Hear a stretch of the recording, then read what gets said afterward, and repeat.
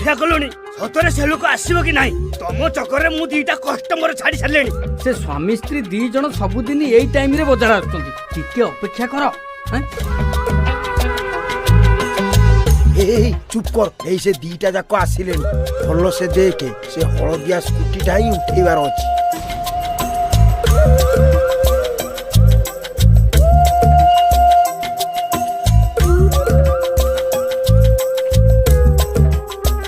ଦେଖିଲୁ ତ କଣ୍ଡୁରୁ ସେ ହଳଦିଆ ସ୍କୁଟିକୁ ଚୋରି କରି ନେଇଯା ସବୁ ପାର୍ଟକୁ ଖୋଲି ଖାଲି ଚାରିଆଡେ ବିକି ଦବୁ ନେଇଯା ହଁ ଭାଇ କାମ ହେଇଯିବ